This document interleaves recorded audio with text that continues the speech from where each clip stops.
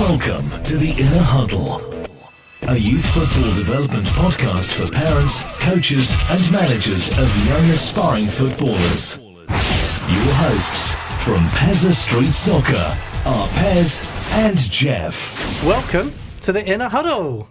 Right, shall we get straight into the questions, Donna? What are the most important things to look for in a grassroots football team? My son is 7 and loves playing in the park with his friends.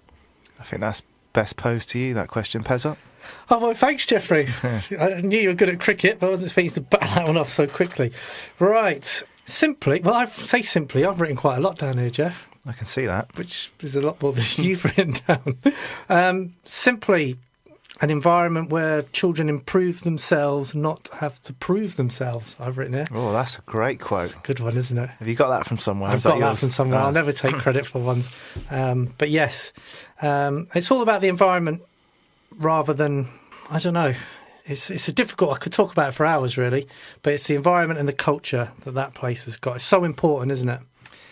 Yeah, but it's more about the way a child feels than what they're doing, I think. If you can make that a positive first experience, then they're likely to stay in the sport.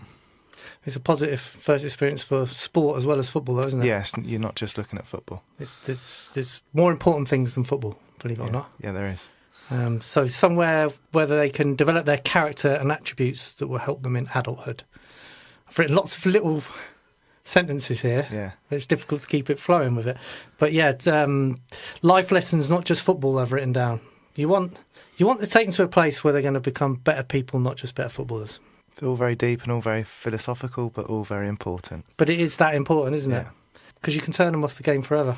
Yeah, and that's exactly what you want to avoid. And there probably are as many bad experiences out there as there are good ones, unfortunately. So it is about finding the right environment, and I imagine most parents will know what's the right environment as soon as they've walked into it.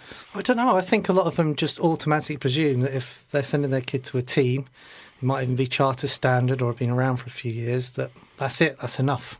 And they're very, very trusting and don't look into it any deeper than that. Oh, so you're a proper team, you play in a league, you've been around for a few years, but they don't look any deeper than that. They're too trusting, in my opinion. Don't be fooled by the badge of the first team, because normally the youth team setup is very different to the first team. And quite often the pathways don't actually exist, or they sort of pretend to exist, don't they?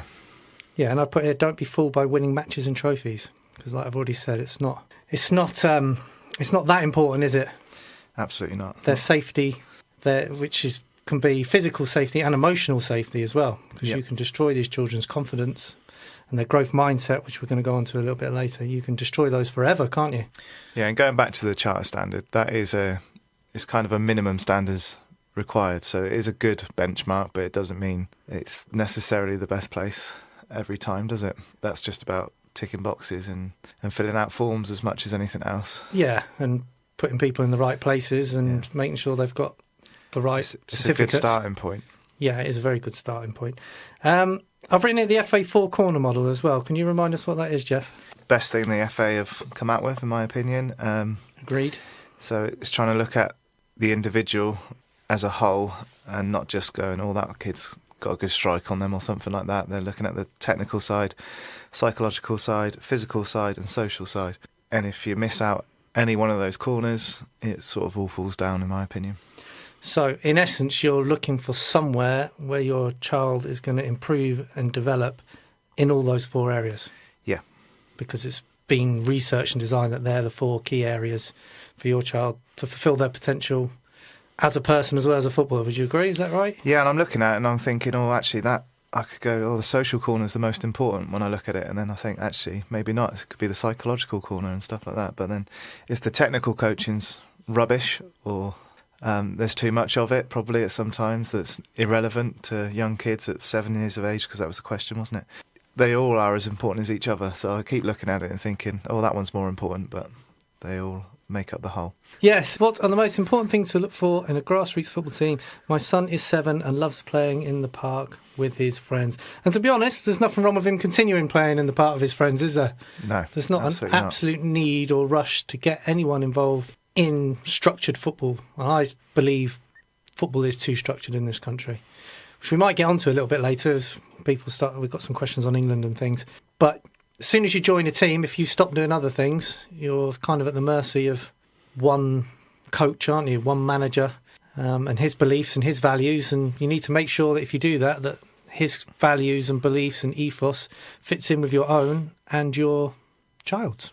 That is coming back round full circle a little bit. I can remember when I was at school and the academy system had been set up at the start in centres of excellence. If a child was at one of these places, they were told they couldn't play for their school team or for their clubs, so they basically did nothing but the 2 or 3 sessions a week with their pro club, and they were told not really to do any other sports or anything else because of might get overuse injuries and things. But now I think kids are encouraged to stay on and do the things that got them to that level in the first place, and playing in the streets with their mate. Not that there's so much of that going on anymore. Which is why we started Pezza Street Soccer. Yeah, exactly. It wasn't a fancy term for flicks and tricks, and there is a sort of culture of street soccer, isn't it, of being the fancy stuff. It was simply because kids don't play in the street anymore, and that's where most people, including us, learnt to play. Yeah. And some of the greats say that that's how they learnt to play more than any sort of coaching that they ever got. And just having that freedom to express yourself and try things out and not get told not to do it by a coach. Exactly. So, there's no massive rush to get involved in structured football, I would say.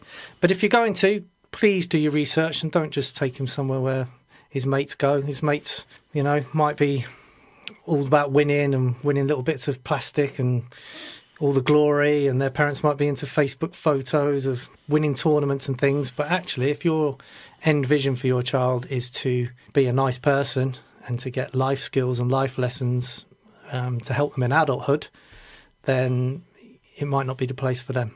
So ask questions, talk to people. It's that important. You can't just take it lightly. Simple. It wasn't that simple, was it? Well, we talked about the 4-corner model, and I just say, going back to those, if any of those areas are suffering, so they might be great technically, but the social side of it's not good enough, get them out. Yeah. It has to be a balanced thing, whole, holistic approach to all 4 of those. Happy, Jeffrey? Happy. Oh, and I also wrote down here, it's a phrase, it's more American and Canadian, long-term athletic development, LTAD. There's a big study done in Canada. Yeah, well, these 4 corners, it's the long-term player development pathway in the England DNA. It's all been written for that, isn't it? So I think it stems from this LTAD the study that was done, and the FA and other FAs around Europe and the world have taken on and formed their DNA from. So look into it, ask advice, and we're always here to help as well, aren't we, Jeffrey? Yeah. Crikey, that was a long start, wasn't it, Donna? I know, that was a bit of a long one, that one. Wow, it's a bit different to our World Cup special shows, isn't it? Miss you, George. Massively. Right, question number 2. Jeffrey, do you want to do the honours? Yeah, my son is 6 and has got the football bug after the World Cup. He already plays tennis and has shown early promise, so we're keen for that not to get disrupted. But he wants to give football a go. What advice do you have? Let him play. I wrote down. Let him play. It's, similar to the last question, really, isn't it? Yeah, a lot of these actually do tie in a lot to each other and will overlap, which is good because it helps emphasise our point. But yes, can't stop him playing and giving him a go just because he's shown promise in another sport. And they're 6. So just expose them to everything that they look like they could fall in love with. If you see them staring at something, that's normally where the burning desire comes from, and give it a crack. And lots of sports do help each other. Well, we had Charlie Webster, who's now captain of Chelsea, the under-15s this season, wasn't it? Yeah. And he came from a tennis background before he came to us as a 5-6-year-old, didn't he? Yeah. He'd already played tennis. He had a lovely lateral movement. He was always up on his toes, always trying to react to things.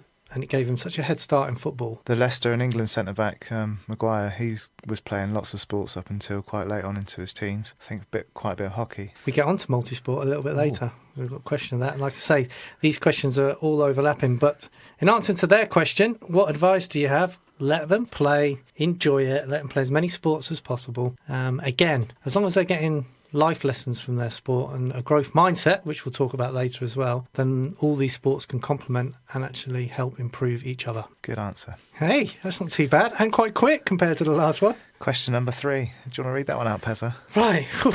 Goodness, getting a bit of a dab on in here. Right, number 3. My son's team have recently changed manager. My lad is having difficulty adapting to the change in style from the previous quiet, laid-back approach to a more full-on, play-to-win mentality. Is there anything I can do to help him? Goodness, Jeffrey, I'm going to throw that over to you.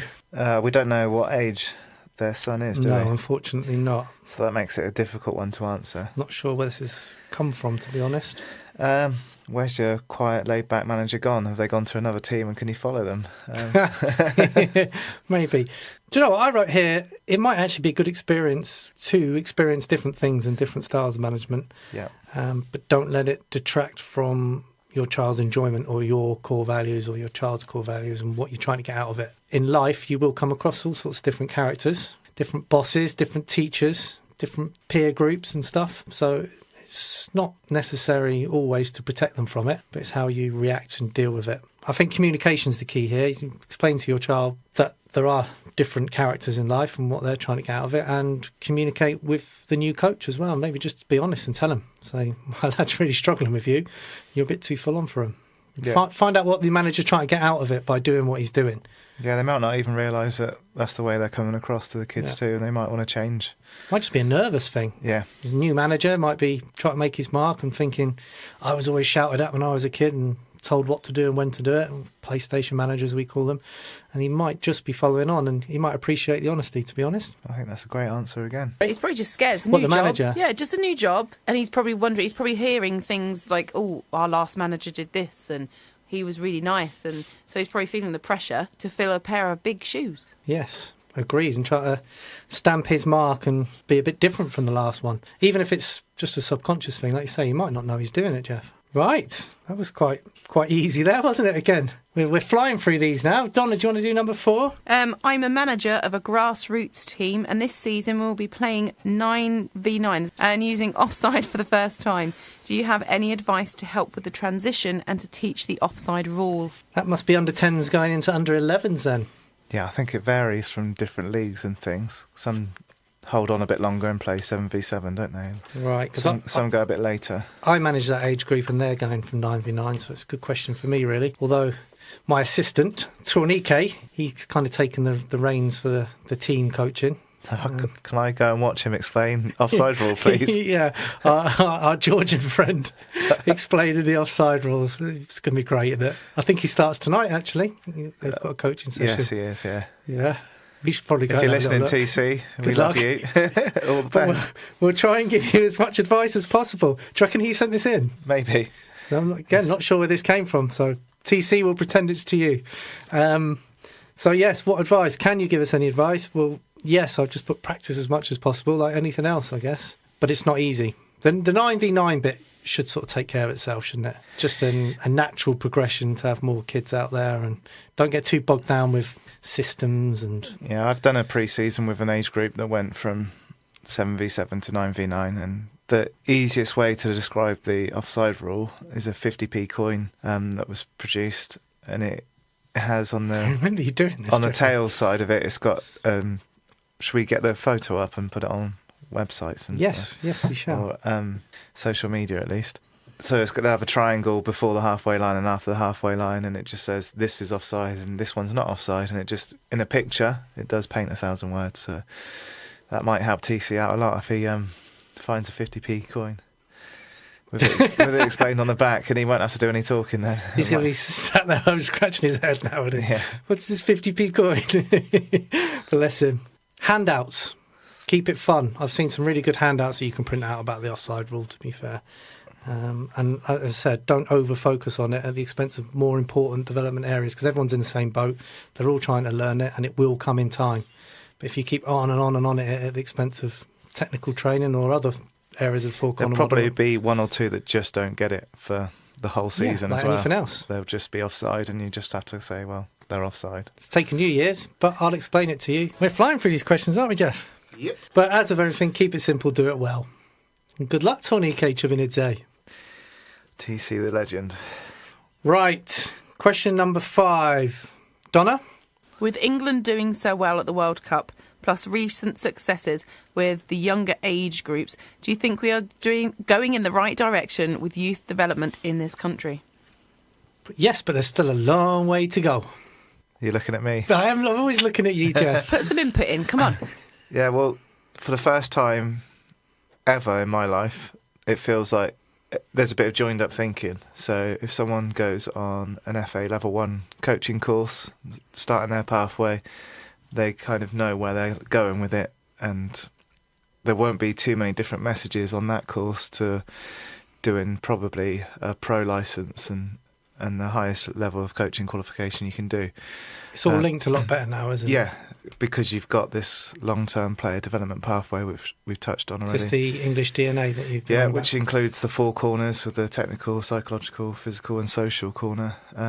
Whereas before it was just about, here's some knowledge, go away and coach, and you could go and, it could be completely different. It wouldn't mean one level 3 coaching course is producing the same as another level 3 coach, or it might do, but it'll be very tick box, and it's... So everything's got long-term player development in mind, is that what you're saying? Yeah, but again, you can... Now it feels like a coach can be a bit more individual, and they can be a bit more creative with the things they're doing, but it's within a structure that everyone understands, if that makes sense. And there's an obvious progression, isn't there? Yes. For coaches now, as well as players. Yes. And I think Southgate had a lot to do with that, didn't he, before he became manager? He was part of the DNA, wasn't he? Yeah, so it's probably been set up for over 10 years now, and we're getting towards, I think, in this country, the quality and the standards we need to be at. I have written here, though, be careful not to be fooled by it. It was a success for team spirit and preparation, but we still lack world-class technicians who can perform consistently on the big stage. It was a well-organised campaign with some wonderful leadership.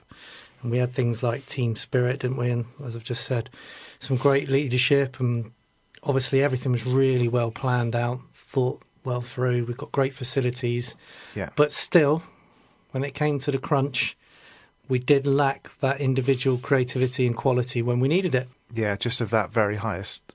Yeah, we're missing a superstar, aren't we, in midfield? Yeah. That can really pull strings and find the killer pass. And... Consistently. Yeah. I mean, Harry Kane had his moments where he thought he's world class, but consistently, we haven't really got that somebody with that spark, like a Modric or whoever, De Bruyne, who, mind you, he started off slow, but you get the idea. You can't help but think if Loftus-Cheek played more first-team football, he might have been that player. Yeah, so these lads need the opportunities. There's been plenty that have been missed over the last however long, which is a bit of a reoccurring theme for this country, isn't it? And I also wrote here, dare I say it, we actually lost 3 games, Jeff. Yeah, we did. We could possibly, I've got nothing to back this up, we could possibly be the only World Cup team in history to lose 3 games at a World Cup. It can't have happened too many times before, because depending on what stage, you just go out. And if you lose... They finished 4th, haven't they? Yeah, if you lose 2 in the group stages, 3 points isn't normally enough to go through. Mm-hmm. So I can't imagine that's happened too many times before. But not trying to detract from their achievements, I thought they overperformed, punched above their weight, and was absolutely delighted. There's a nice feel about the team at the moment. Yeah, and you'd think it will get even more kids playing football and falling in love with it. When I'm coaching now, normally at the start of a session, kids are trying to recreate the penalty shootout and be Jordan Pickford and things like this, which is what it's all about, isn't it? That is the important thing. Written here as well, a bit of what we touched on earlier about my fear is that football is too structured and children don't play enough. I heard Dean Saunders and Alan Brazil this morning, and they were saying that when they were kids, you used to run home from school so you could get more time playing out on the street with your friends or in the park. One of them had a telegraph pole as one goal and a jumper, for another post and all that kind of stuff, and it just doesn't happen anymore. Sort of by default, you were getting in your 4 corners just by playing street football.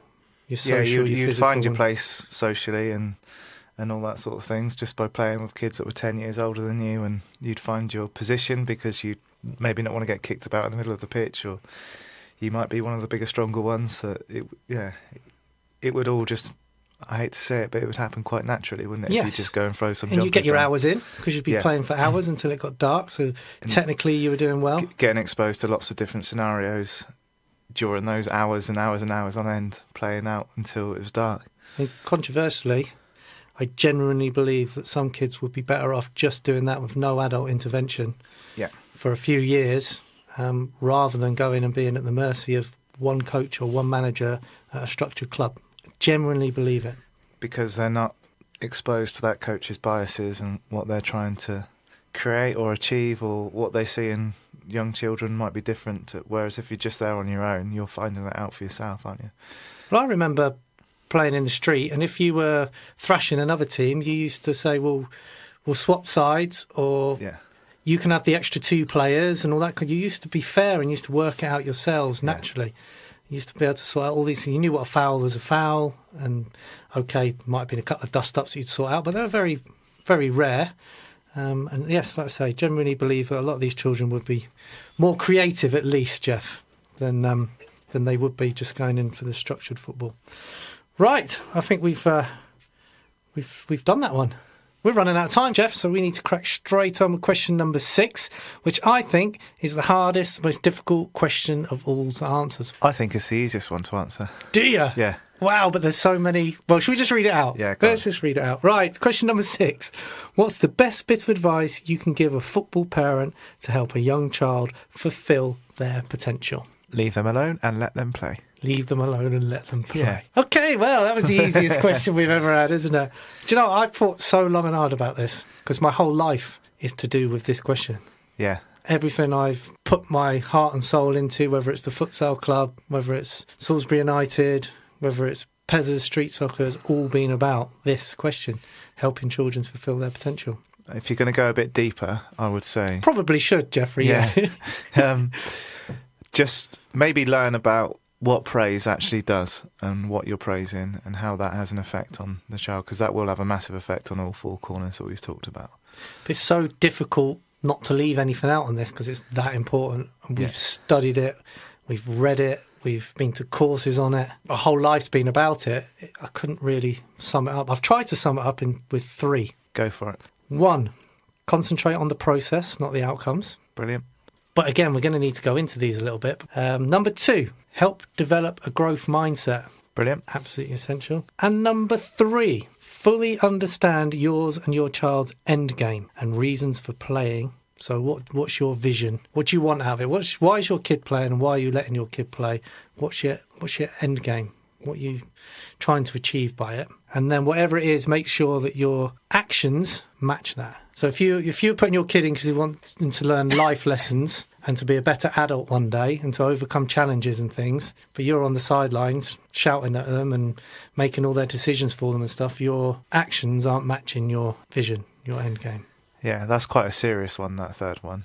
If you're actually going to sit down and work that out with your child, you're clearly serious about the sport of football or whatever it is they're doing. Yeah, but it can be anything. It can be just to have fun. So your kids say, I just want to have fun. I just want my kids to have fun. So then make sure your actions make sure it's fun for them. So not analysing their games afterwards or paying for goals and all those loads of things fit underneath that, as long as you know what your end goal is. Should we try and go through your 3 points then? So what was your first one again? So I'll remind you of what they are. Number 1, concentrate on the process, not the outcomes. Number 2, help develop a growth mindset. And number 3, fully understand yours and your child's end game and reasons for playing, and then match your actions to it. And you can also add, make sure that the club they're at does that too. Because if yours and your child's end game and vision for what you're trying to get out of it differs to your club, it don't matter if they're winning tin pots and trophies and all that kind of stuff, it's not for you because you've got different end game and different vision. Happy? Yeah. In a Huddle from Pezza Street Soccer.